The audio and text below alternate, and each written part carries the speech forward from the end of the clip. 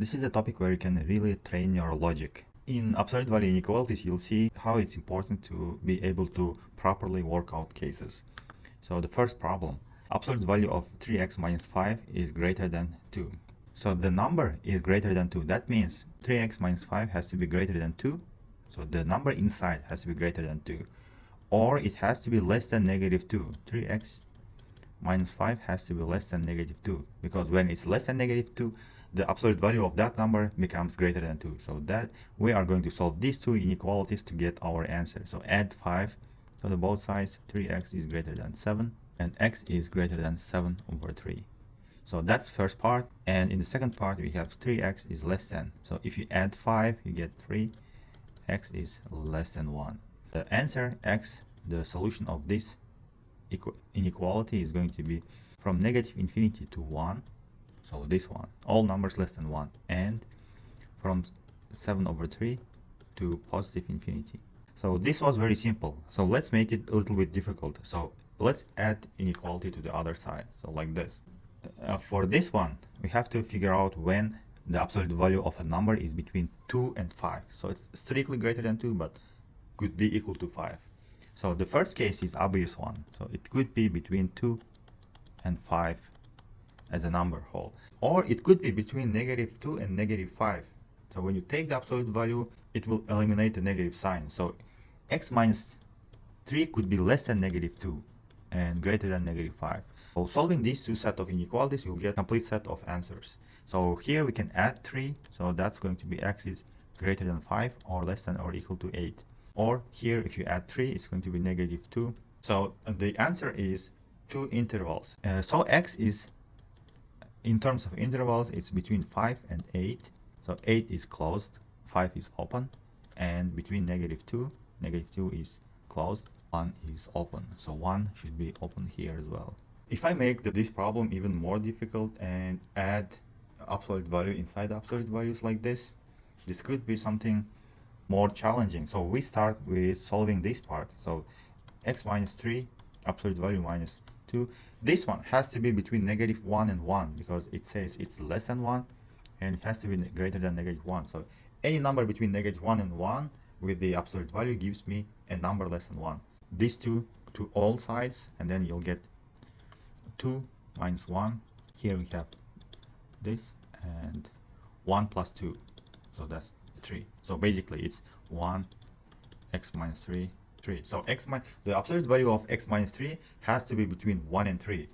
Now we have two cases. So the first case, as in the previous problem, so the first case is this x minus 3 is between 1 and 3. In this case, you can add 3 to the both sides, like all sides. So that would be like 4, x, and 6. So x is between 4 and 6. Or in the second case, x minus 3 could be between negative 3 and negative 1. So if you take the absolute values, it will eliminate the negative signs and you will still have a number between 1 and 3.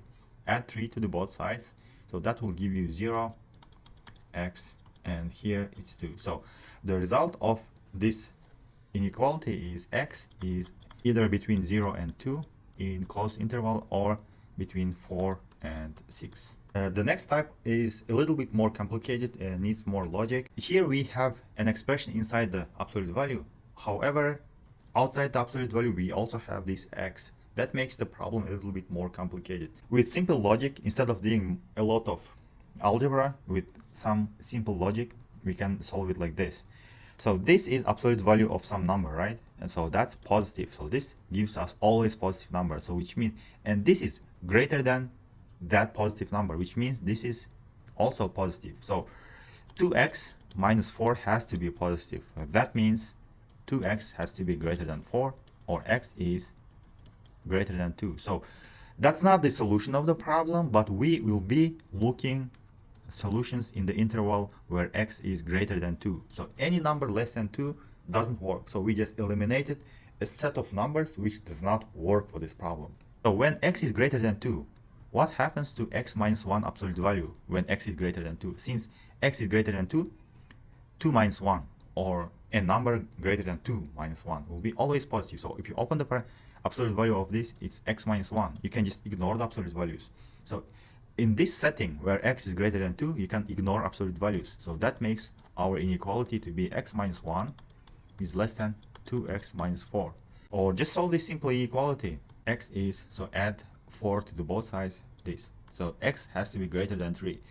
So we should combine this condition and this condition and get the final result, final solution set of this inequality. So x has to be greater than 2, but it has to be greater than 3 at the same time. So if you combine these two, x is greater or equal to 3, or x is element of interval 3 from 3 to positive infinity. Let's see a little bit more complicated case of this problem. Here we have two absolute values and one expression without the absolute value.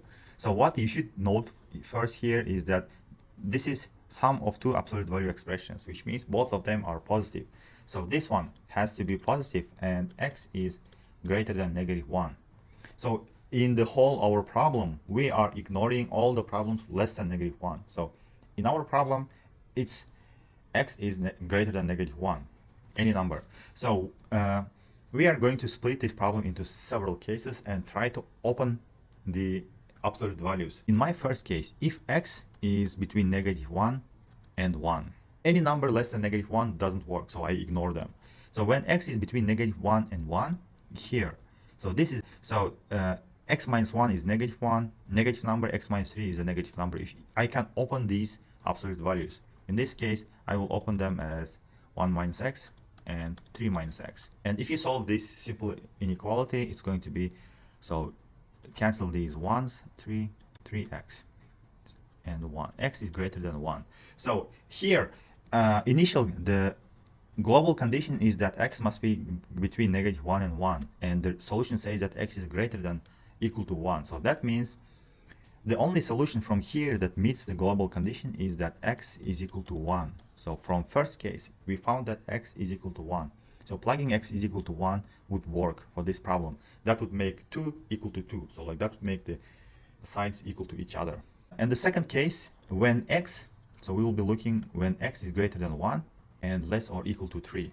So in this case, since x is greater than 1, I will open the first absolute value as this one, x minus 1. The second one as 3 minus x is less than x plus 1. So that gives me 2 like this, and x has to be greater or equal to 1.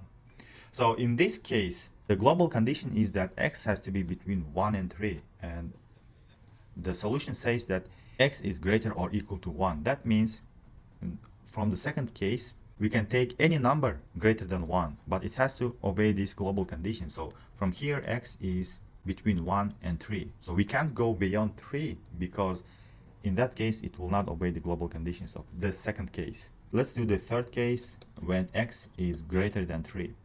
So if x is greater than 3, you can just open the both absolute values as x minus 1 plus x minus 3 is less than x plus 1. Then cancel x's here, add 4 to the both sides. So that would give you x is less than or equal to 5. Combining with this global condition, x has to be greater than 3 and x is less than 5.